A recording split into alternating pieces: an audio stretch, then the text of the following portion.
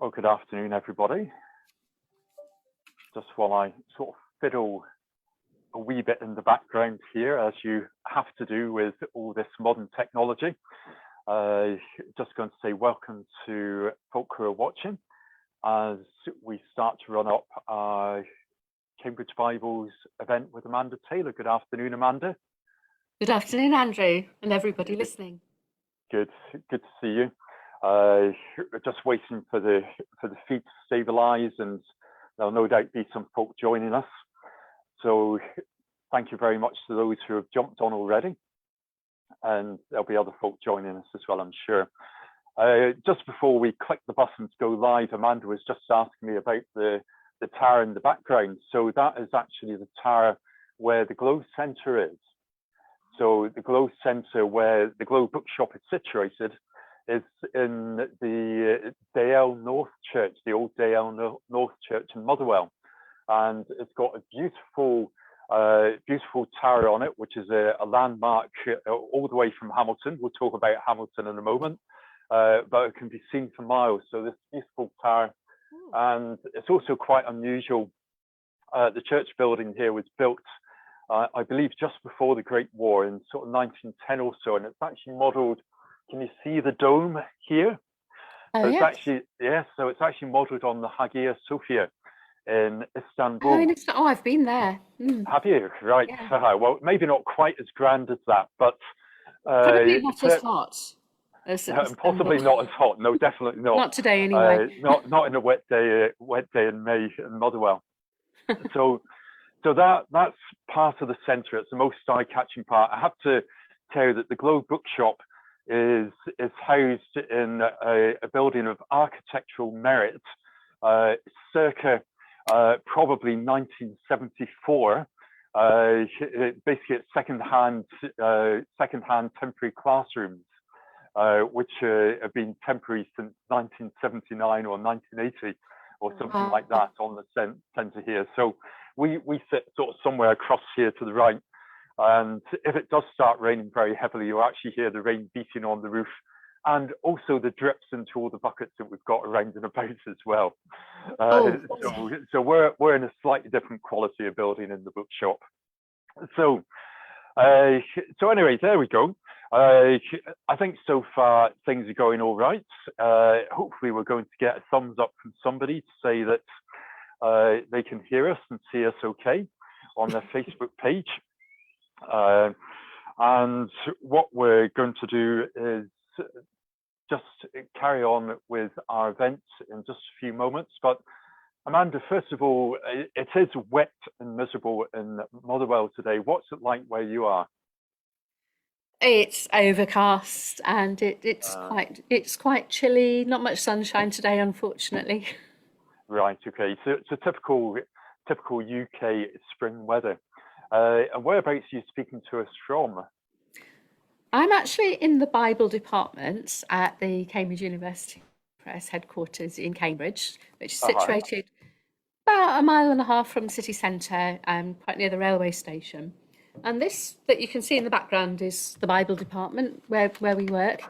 But most people are working at home at the moment, and although a few of us are in, we're not actually in this department. So it's a bit like coming back to a ghost town. There hasn't been anybody here for ages, so it's a bit dusty, and I'm a bit worried there might be a few spiders coming down from the ceiling. If I start sneezing, then that's why. That's right. And if you start screaming and running away. Yeah, we've got all our Bibles behind us, so this is where all the thinking and planning gets done. Well, I did have to say for a moment, I thought you were actually coming from heaven. For a bookshop manager to actually see that huge array of Bibles behind you like that looks absolutely stunning. And we've got a slightly smaller display of Cambridge Bibles. It's very nice to see. But yes, we are delighted to be authorised Cambridge stockists, and if we don't have it in stock, then what we'll always do is we'll just give Amanda a shout and she'll send one out to us. So that's something which is one of the things, one of the privileges of being a Cambridge Bible stockist. So anyway, I think without any more ado, we'll crack on with our online event. Officially welcome to everybody joining us. Our online event is In Conversation with Amanda Taylor, of Cambridge Bibles. And just in case you haven't noticed already, we're on Facebook Live, and this is brought to you by the Glow Bookshop in Motherwell. And yes, that is us. So as we charge through, then that's obviously my cue for a commercial break. And as you mentioned already, the Glow Bookshop is an authorized Cambridge Bible stockist. I'm not sure how many years we've been, but I've been here for around about 15 years, and we've certainly been a Cambridge Bible stockist for all that time. And to be honest with you, it's our absolute privilege to stock and sell these Bibles. As you mentioned earlier, we always hold a good core stock of the Bibles, and we can also order in any of the editions, including the prayer books, and they come in very, very quickly as well. So in the Glow Bookshop, we've got a couple of special offers on the Cambridge Bibles, and not only today, just to give people a chance to look at it, we're going to be running it over the weekend. So we've got the popular Pip Minion Bible, which is this beautiful Bible, a lovely size, a lovely weight, and a beautiful clear print as well, one of my personal favorites. And we've got an entire range is at a discount of 20% off the recommended retail price. And we're also doing free post and packing in the UK for any orders that need to be posted out. And right the way across the rest of the Cambridge Bible and prayer book ranges, we're also offering a 15% discount. So that's still a great saving, also with free UK post and packing. And so where it's appropriate, what we can always do with the help of Amanda is we'll get the order sent directly to your home address from the Cambridge warehouse. And that's a bit of assistance that Amanda can offer us. And that just saves the Bible coming all the way up to Scotland, maybe to go all the way down to England or Wales. We can do that. And I also want to give a quick shout out to Miriam as well. Somewhere in the background, Miriam is keeping an eye on the feed, and she'll be answering the questions. So if it looks as if I'm answering the questions and I've managed to master the art of doing two things at once, then it's completely untrue. There's actually Miriam that's answering all those questions online. And an obvious question which we have been asked on a number of occasions recently, yes, the Glow Bookshop is fully open again. A lovely staff team are available to help you, whether by phone, email, order online, or of course, just call in to see us. Today has actually been one of our busiest days since we reopened, actually. We've got a capacity of 20 people in the shop at the moment, and there's been a couple of times today when I've actually been counting heads, wondering whether we're going to reach capacity. So we didn't quite get to capacity, but we're getting there. So thank you to all our customers for their support during that whole pandemic period when we're closed down, only able to do email and internet orders. But as people have come back, it's been wonderful to see you. So there we go. So I'm just going to pause for just a moment and just get myself into the right place and say, well, that's enough about us. And I can see the viewer numbers are building up, and to once again say thank you very much to anybody that we haven't said thank you to. And I really hope that you find our conversation with Amanda Taylor of Cambridge Bible is really interesting and informative. And hopefully one of the things she's going to tell us, this is a Bible at £2.99. And hopefully one of the things that she's going to tell us is why it's actually worth paying 50, 60, 80, £100 for something which is really special. And Amanda's going to talk us through some of the features of the Cambridge Bibles that make them so special and worthwhile to have as gifts or for personal study as well.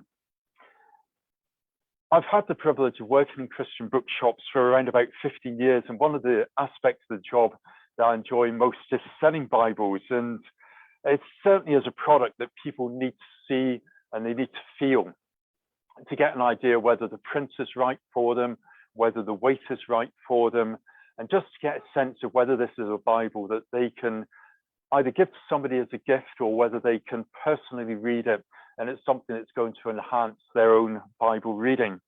And there is something special about opening one of these Bibles, and I have to be honest and say that whenever you open one of the boxes of the Bibles, you get that lovely aroma of leather, and it's a fantastic thing.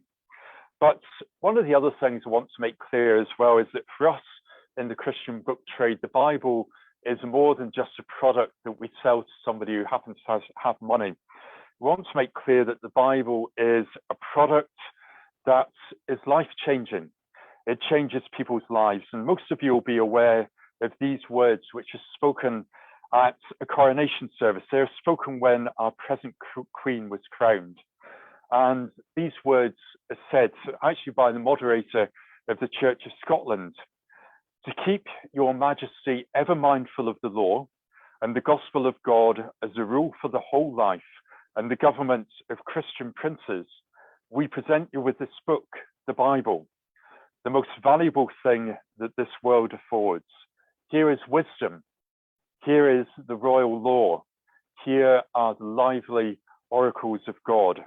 And so as we continue through this event, then we've very much got this thought uppermost in our thoughts, in our minds. So Amanda, you're the marketing and sales executive for Cambridge Bibles.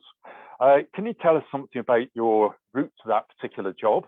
And is that a job that you enjoy? Yes, it is. I've been doing the job since 1995, so I think that shows I enjoy it. Yes.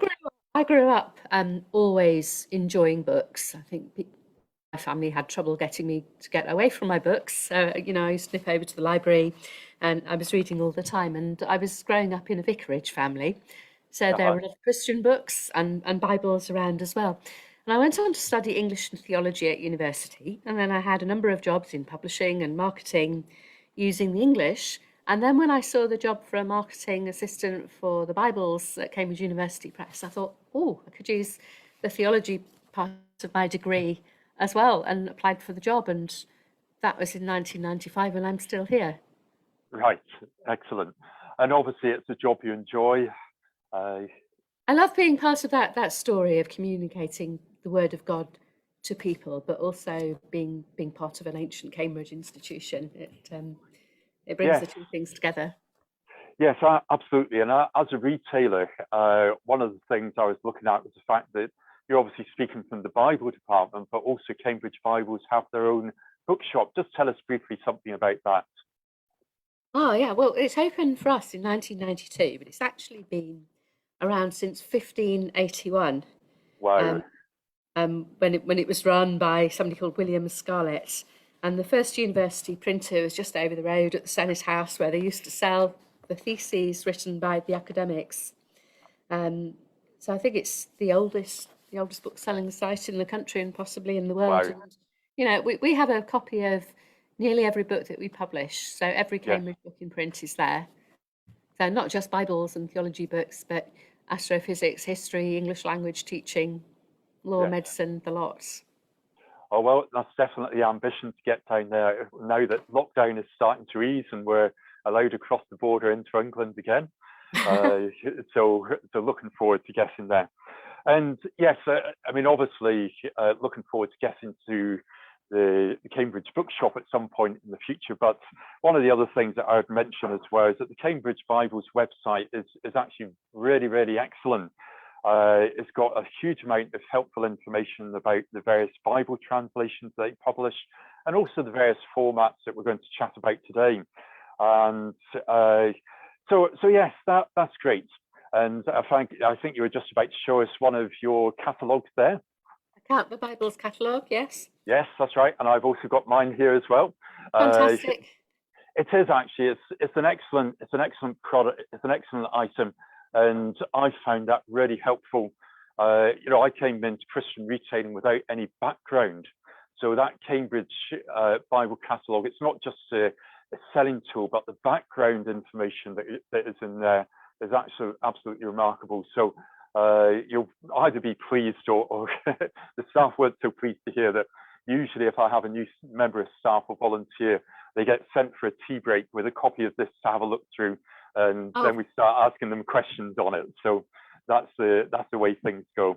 Oh, perhaps we should have an online quiz. Oh, right, okay, yeah. Well, we'll save that for another day, Amanda, just in case. However, what we're going to do is we're going to break this into a couple of sections, and Amanda's going to have a chat to us something about the history of Cambridge Bibles and also the various translations that he published. And we've had a couple of questions come in, which we'll have a look at. There is an opportunity to place questions on the Facebook live feed. So all you need to do is go to the comments section and pop your comment. It's in there, and there they can be sent over. And if we can't answer your question just now, then what we'll certainly do is guarantee to get back to you with some kind of response after the event. But what we'll do is we'll hand over to Amanda just now to talk about something of the history of the Cambridge Bibles, something about the translations, and then we'll come back and we'll talk about the specific formats. And I probably should have mentioned that we'll be aiming to finish around about 4 o'clock or just before that kind of time. So again, thank you for joining us, and I'll hand over to Amanda just now for a few minutes. Thank you very much, Andrew, and hello everybody. Well, I'm here to talk about the story of Bible publishing in English. It's a very long story, but it's basically the story of bringing the word of God to the people. And as many of you will know, it started off being written in Hebrew and Greek. So it was all about translating from those languages into English. Greek, so Greek, early Bible language. We publish a Greek New Testament. That was about the time of the Iron Age in Britain. And then next was Latin. Fast forward to 480 AD. Again, to put it in context, that's about the Roman occupation in Britain. The Vulgate was the main Bible that people read for many hundreds of years until the late 14th century. Very important because the Bible was first translated into English by one John Wycliffe. He translated directly from the Vulgate. And to put that in context, it was about the time of Geoffrey Chaucer writing his Canterbury Tales. And it was also the time of border wars between Scotland and England. It wasn't approved of by the church of the day for people to be translating the Bible into English. They would have preferred for the clergy to be explaining the Bible to the people. And there was a ban on printing the Bible, and John Wycliffe's followers were persecuted. Living in Oxford at the time, he was expelled from Oxford. And from that time on, most Bible translation was done abroad in continental Europe because it was safer to do so. But people still wanted to read the Bible in their own language. It was a time when people were very conscious of the primacy of the scriptures. There was a lot of social change going on, and the Reformation was underway. And one of the reformers who comes into our story very much was William Tyndale. He produced the first New Testament, complete New Testament in English, translated from the originals. And we claim him as an early Cambridge man because he spent 5 years studying in Cambridge, learning New Testament Greek in order to be able to produce his New Testament translation. And his aim was, again, to bring the Bible to the people. He said he wanted the boy that drives the plough to know more scripture than the Roman Catholic priests. So he was making the Bible widely available to people. As I said before, this really worried the church. And again, Tyndale was persecuted. Copies of his New Testament were collected up and burnt. He had to work abroad, and he was actually burnt at the stake and died as a martyr for the Bible and for English translation. And as he died, he uttered the words, "Lord, open the King of England's eyes." Change did come, not soon enough for Tyndale, but when our English King Henry VIII divorced Catherine of Aragon, set up the Church of England, that ushered in a new climate for Bible translators. And it's when we came into the story as well, because in 1534, Cambridge got its charter from Henry VIII to publish all manner of books. The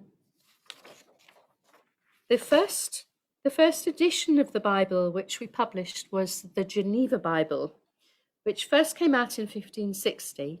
Geneva was produced in Switzerland by exiles from the reign of Roman Catholic Queen Mary, exiles including John Knox.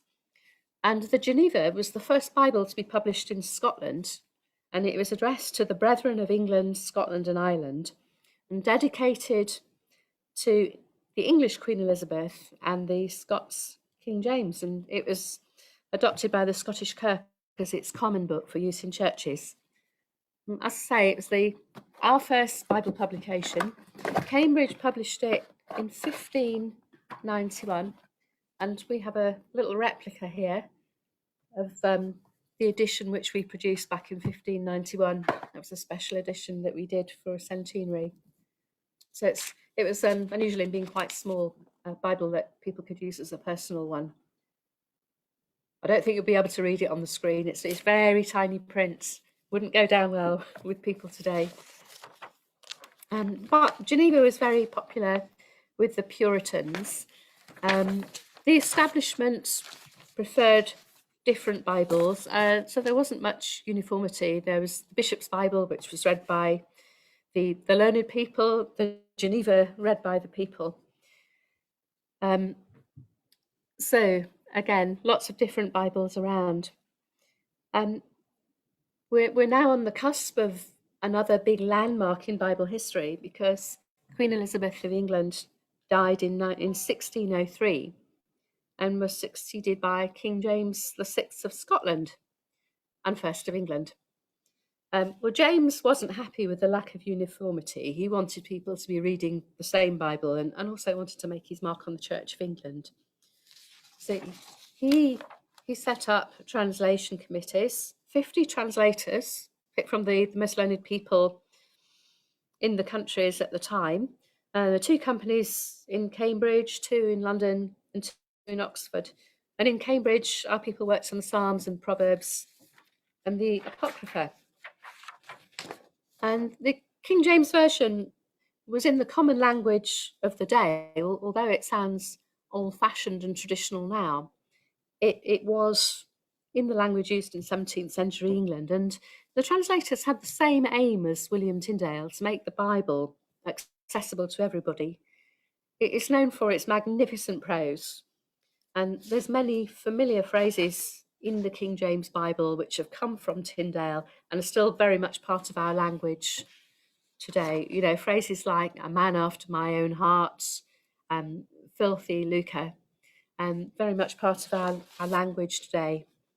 And the King James generated many of our later Bible translations, such as the Revised Standard Version, the New Revised Standard Version, and others. Other Bible translations that Cambridge does are the Revised English Bible and New English Bible. But we're also very fortunate in that we're able to publish a wide range of Bible translations. We are licensed by other publishers to produce lots of different editions, and we do 12 Bible translations altogether. So there are plenty to choose from.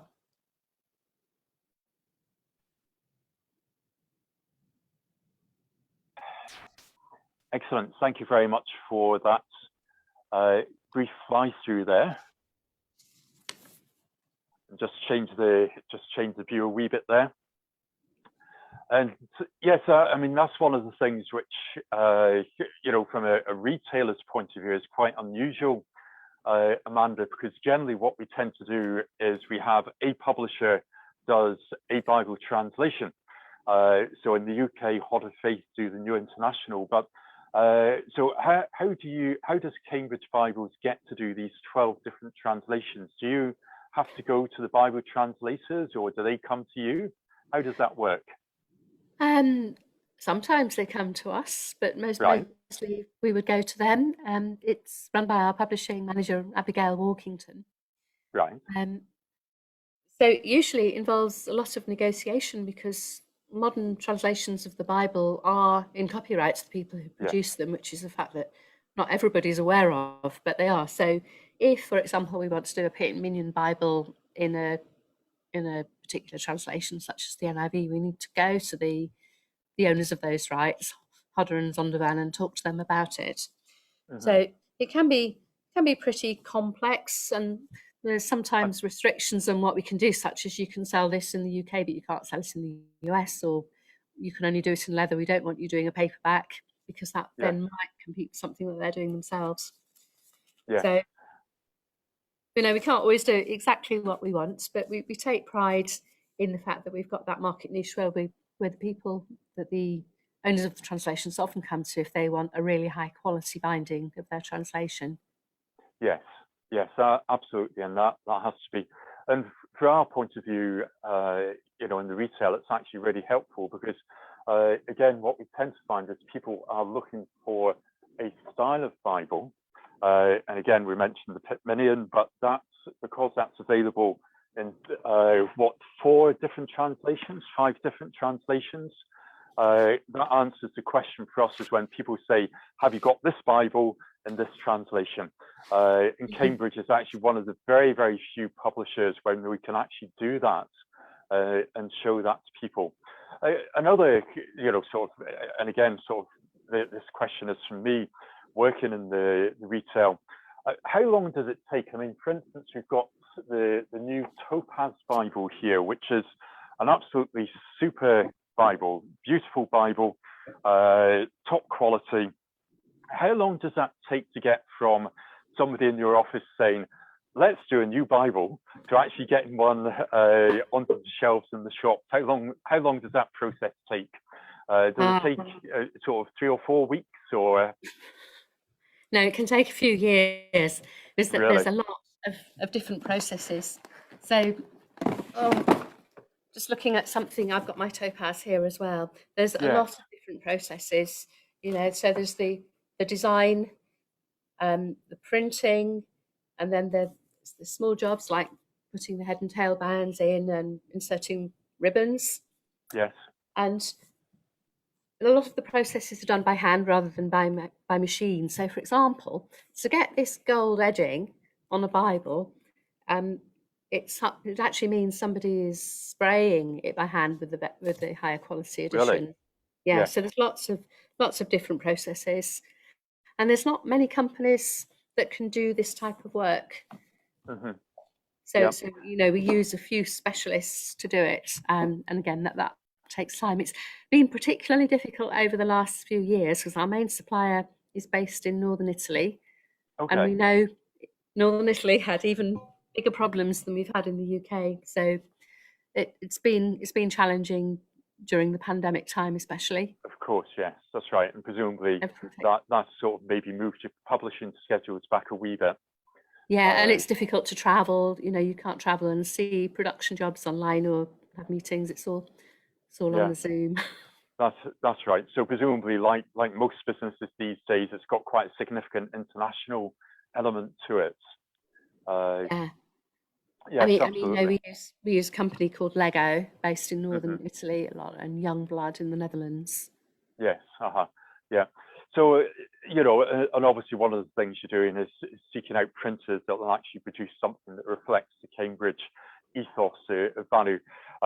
Yes, that's right. I mean, I have to say that I'm going to be perfectly honest with you and say that whenever we're told that, the Bible's, this one I've got here is the black calfskin, the ESV and black calfskin, at I think £175.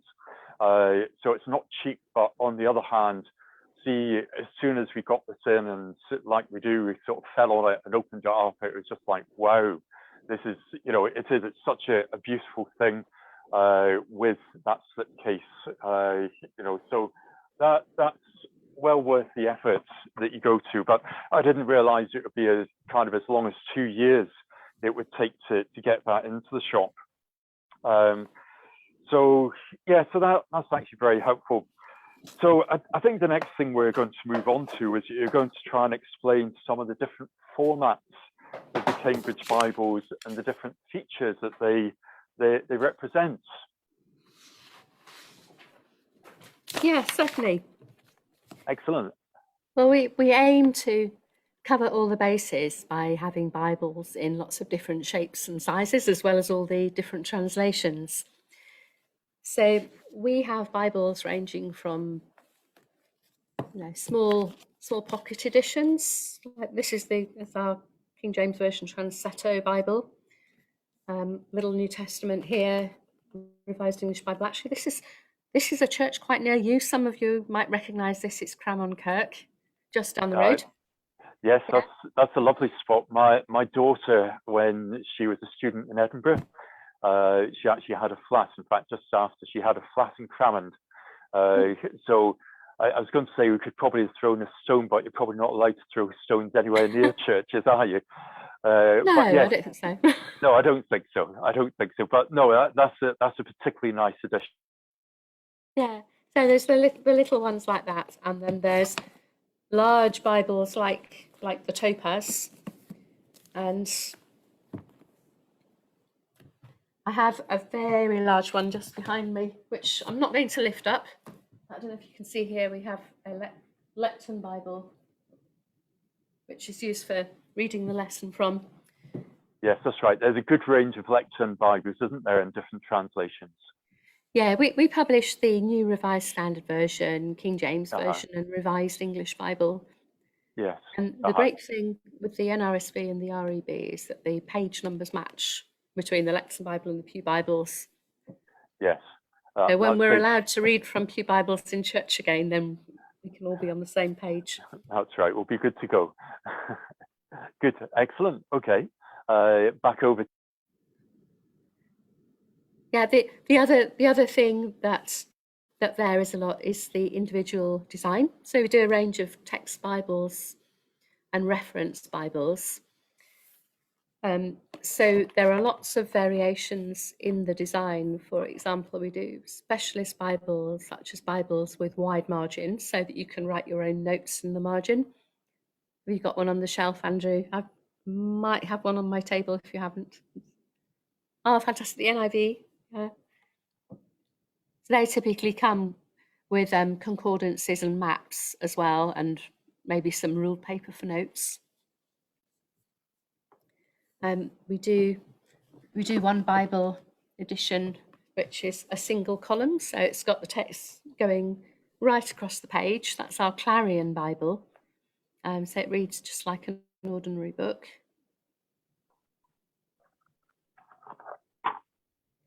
And then the latest one, which we were working on, which we've already mentioned a little bit, is our Topaz edition, which came out a couple of years ago in the English Standard Version. And it's unusual because it has the cross references at the side of the page rather than in the middle. And we've also got red letter text for the words of Jesus in the New Testament, and also for the chapter numbers. And what we were trying to do with this is that we have an edition called the Turquoise, which is a large format King James Bible produced about 100 years ago. And people were saying what we want is something with the lovely large bold type and the quality features, but we want it in a modern translation. So we put it out in the English Standard Version, recently in the New King James Version, and KJV is coming next, and hopefully some more translations as well to follow. No, that's actually, and I think one of the things that we like about the Topaz is that although that's quite a large Bible, it's actually not heavy. And often that's one of the issues, that a larger print Bible gets to be very, very heavy very quickly. Could be, yes. And one of the things we're thinking of is that people who preachers were asking for it as well, because when you're in the pulpit, you want something where you can look down quickly and find your place. Yes. And so reasonably large type, you don't want to be squinting. And so you can actually hold it in one hand, and I haven't got very big hands. Mm-hmm. Yes.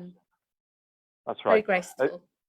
Yeah, and one of the other things, of course, about these quality Bibles, just pop this down for a second, and we'll just show this other one here, is, this one, this is our 299 one, it's actually quite difficult to bend that much beyond there. if you're trying to read it. Whereas, so why do the Cambridge Bibles lie flat like that? What's the secret of that, Amanda? It's because they have sewn bindings. So if you open a book like this and you look at the signatures, you'll be able to see that they're actually sewn together, Right. not just glued. That's what gives it the flexibility. Yes. The ones in the goatskin covers are especially flexible. That's one of the qualities of the goatskin. Yes. But one of the things about Cambridge Bible is that you should be able to open it, whether it's in the middle of the Psalms or whether it's in Exodus, and it should stay flat. Exactly. So that's Genesis there, and it's staying perfectly flat, which rather than doing that thing where it tries to close shut on you every time. Yes, that's right. So those are the larger Bibles, but one of the things that people also ask for is something that is easy to carry around. So we do the more compact Bibles as well. And you already mentioned the Pip Minion Bibles, Andrew. So I've got one here. This particular one is the English Standard Version in brown calf split leather. So we do Pip Minions in ESV, KJV, NKJV, NASB, NLT, and NIV. So as you say, there's one for everybody. And it was designed, the typeface is something called Times New Roman. It was designed in just after the Second World War. It's quite an old edition. It was designed by Stanley Morrison, who was the typographical consultant to the Times newspaper. And he was very, very well aware of the need to have a Bible that was easy to carry, but had print that was readable. And that was the thinking behind this. And the nice one thing about this edition, it is really small. You could slip it into your handbag or a jacket pocket quite easily. So it's the go anywhere Bible. It is, yes. And again, it's just such a beautiful weight. And again, it just sits so nicely as well. And one of the things which people sometimes comment on about the cheaper Bibles is the fact that the pages, the letters on one page kind of bleed through to the other. Whereas on this Bible, it's kind of perfectly clear what do Cambridge do with their paper that means that you're not getting that sort of bleed through, seeing the back to front print behind. It is about the quality of the paper, right? To do that, and the grammage will be a factor as well. We also take care to do line matching, which means that when you have a line of text, the printing is in exactly the same position on the other side of the page. Yes. So you don't get print on one side and then white on the other, because that you would notice the show through more if that were the case. Yes. Yeah, absolutely. Yeah. And again, that's part of the quality that we're paying for as consumers, is that time and attention that's taken. And obviously what that makes is it makes a much more pleasurable reading experience. I mean, you probably can't see, but just to get a bit of, to get the camera to work properly, I've had to put the lights off in this section of the shop. So it's actually really quite dark. And I think the actual picture itself is quite light, but I can see that perfectly well, despite the fact it's quite dark. And one of the other things is that you do these Bibles in a range of bindings. Can you talk us through something of the different range of bindings, Amanda? Yeah, certainly. Well, we do some in paperback and hardback. Yes. So, for example, this is one of our high-selling editions. Is a Pew Bible, goes into church, can also be used in school. So that's a hardback. But we also do exactly the same Bible in a leather binding. But the book block is the same. So you've got the same quality paper, the same text design. It's the cover that is different. Mm-hmm. And we do calf split and French Morocco leather, which is mid-range leather. But we also do the very fine leathers for special editions, such as the goat skin and the cowhide. Mm-hmm. Let me show you show you one of those. I have a big pile of Bibles on my table. So here is a calf skin. Here is a calf skin one. Yes. Yeah, and again, these are the ones, well, really with all the Bibles, you open them up and you get a lovely aroma of the leather from them, but these ones are quite special. You do. It's one of the things. Sorry, carry on, Amanda. Sorry. Yeah, as well as looking lovely, the calf skin and the goat skin Bibles will be more supple when you're using them. They will stay open more easily, and they should last you longer. Yes. And in the same way that if you were buying an expensive wallet or a pair of shoes, you know, if you spent more money, you would get something which was more comfortable and which would last longer. And exactly. You know, many of our customers are using their Bibles every day, and you know, particularly when they're making notes in them, they want them to last for many years. Yes, that's right. Where I work, we have a second-hand section. We do see Bibles that come in, and in some of them, yes, you're right, they have been read to death, but it is the better bindings, the ones that will really last. And those are the ones you can see that the block is the paper has kind of fallen away first. Often it's the other way around. And it is actually, it's a wonderful thing to see a Bible come in that's been well read in that way and well used for so many years. But it does mean that it makes the Cambridge Bible ideal as a gift for somebody, doesn't it, Amanda? Yeah, a lot of them are done as gifts, and many of them have a presentation page at the beginning, so that you can personalise it. Yes, that's right. Yeah. And you've also got, on occasions, sort of folk will want to treat themselves. I distinctly remember going into the Faith Mission Bookshop in Dunfermline and buying my first proper Bible. I'm sorry, I can't tell you which one it was. But I distinctly remember that because, yes, that's right. I remember doing that because it was one that I wanted to keep and I wanted to use to develop over all those years. So no, that's really helpful. And in terms of, we did have a couple of questions come in. One of them you've touched on already from Doug, and that was any news on the release of the King James Version Topaz Bible? Hello, Doug.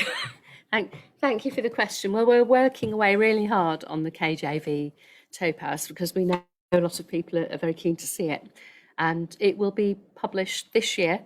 We're hoping to publish in the autumn. At the moment, we're choosing the final leather types for the covers, and there's proofreading going on, but we're looking forward to bringing it out later this year. Right. Okay, that's grand. So that's fine. And another question on release dates, and that was a New Revised Standard Clarion Bible. That's from David. Is there a date for a New Revised Standard Clarion Bible? Well, we haven't got a New Revised Standard Version Clarion Bible in development at present, but the NRSV is undergoing a revision at the moment, and the National Council of Churches is organising this revision, and there'll be a new version of the NRSV out later this year. So it won't be until after that revision is complete that we would embark on any new editions. We did do a number of new NRSVs a few years ago, including our compact and our large prints and expansion to our reference edition. But any totally new ones would be after the revision comes out. But we'd welcome ideas for which formats people would like to see in the NRSV. Yes. No, absolutely. And this is a question that's coming from Peter. And, I think behind the question, you mentioned about the fact the King James Version was written in contemporary English, but Peter's pointing out, was the King James Version written in Elizabethan English rather than Jacobite English, if I can put it that way? James, of course, living in the early years of the 17th century. I can never get that right, but the early 1600s in Elizabethan English was obviously in the latter years of the 1500s. So essentially what Peter is asking, do you think the King James Version was never really contemporary? Well, the translators who were working on it were probably gentlemen of a certain age, and they would doubtless have grown up during Queen Elizabeth's era, or even King Henry's era. And so there would have been older people. I suppose church languages tend towards being a bit conservative in language rather than using the words that have just come in the last few years. Yes, yes, I know what you mean. And obviously within that sort of whole process of translation back in the day, and one of the things, reading about the translation of the King James Version, it was obviously a very collegiate effort. Tyndale, obviously they took a lot of Tyndale wrote, but there was obviously a lot of talk going on backs and forwards between the different folk who were doing the different areas. And sort of Peter's second point, just sort of picking this up, and obviously the Geneva Bible sort of fell out of popularity. I believe it was the Bible of the Pilgrim Fathers. I believe they were the one.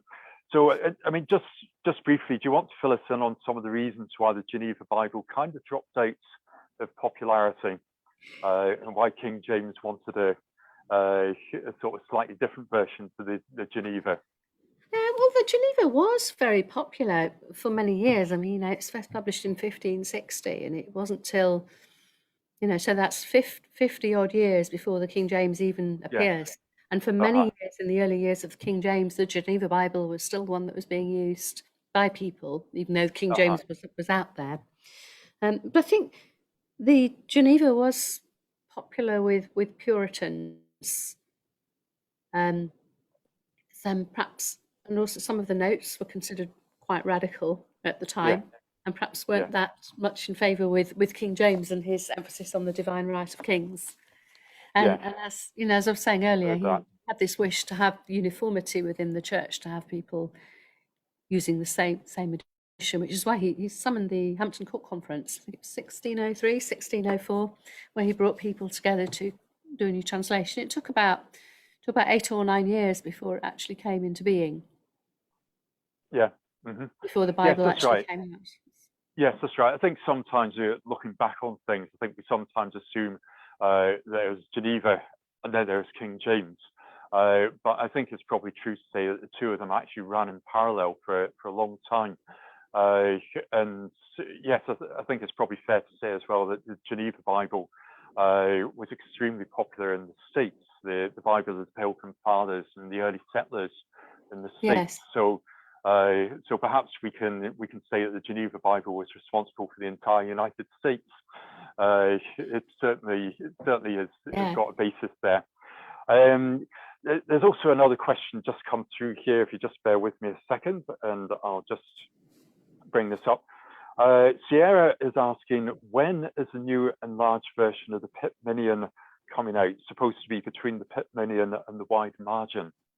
So an enlarged version of the Pip Minion. We are working on a new edition, which is going to be called the Diadem Edition. And as you say, yes, it will be a larger version of the Pip Minion, because that's the feedback that we've had, that people love the format of the Pip Minion, but it is a little bit small for some people and they'd like something a little bit larger. So that will be what's behind the new Diadem Edition, which again will be towards the end of this year. And we'll be doing that first in the English Standard Version and then other translations later on. And we'll be doing one with the Apocrypha and one without the Apocrypha. And different binding styles. Absolutely. Well, that's certainly something to look out for. And I'll maybe also give a wee shout out at the moment. If you are on Facebook, there is a group there, the Cambridge Bibles Appreciation Group. Is a closed group, so you do have to apply to join. But I have to say, I've found the chat on the group between the different folk explaining the different features of the Cambridge Bibles is actually really, really helpful. So if there's anybody listening from that, thank you very much indeed. And I'm going to forget the name of the admin. It's Andrew. Andrew Clark. Andrew Clark. Andrew Clark. So yes, thank you to Andrew Clark for setting that up and for taking the time to moderate that group. I've certainly appreciated that. And that probably brings us to more or less the last question. And this is the typical kind of bookshop question that we tend to get. It's somebody who comes in and says, I'm looking for a Bible for my mother. She's 85. Her eyesight isn't too good, and she also has arthritis. So she finds it difficult to hold a heavy Bible. Perhaps the authorized King James, but Amanda, what Cambridge Bible would you recommend for, and I have to say, this is quite a typical question that we get asked. The other question that we tend to get asked for is a small Bible with large print, but that tends to be a bit more difficult. So what can we help our lady with? That was a question that we had the other day. I think the first thing I would want to know is how big does she need the print to be? Because clearly the larger the print is, the larger the book is going to be, and therefore that will affect the weight. Yes. I mean, if, for example, she could cope with something that was maybe about 10 points, then I'd recommend something like our King James Version large print edition. Yep. Mm-hmm. Yep. Oh, if I put it like that, you can see better. Yeah, that's good. Yeah. Yeah, so that comes in hardback or in leather. We also do one in the NRSV as well, but I think that might be a bit too heavy. Yes. The King James is lighter. If those are still too heavy, then I would suggest perhaps we do a giant print New Testament in the King James, which is a single volume, and the NRSV giant print edition comes in 8 volumes of paperback. Right. Yeah. So individually they would be a bit lighter, but I think it's really important to actually go and have a look at the Bible so that you can judge the size of the print, because it's not all about the size, it's about the typeface and line spacing and the inking and the sort of paper, how bright it is, what the margins are like, and of course the weight is something you can gauge best when you're actually holding the Bible in your hands, as I was doing just now. Yes, that's right. So I'd recommend that this gentleman's mum pays a visit to a bookshop like this one. Oh, there we go. The check. That's right. The check's in the post, Amanda. No, you're absolutely right, and that's one of the things which we do say to people to do. Is to actually look at the paper, because this is the Personal Concord edition, and again, just holding that up, you can probably see how bright and white the paper is.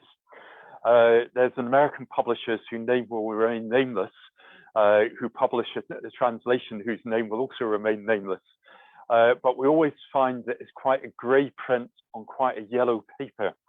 And although at first sight it actually looks quite soft, in terms of actual reading it, it's actually quite difficult to read.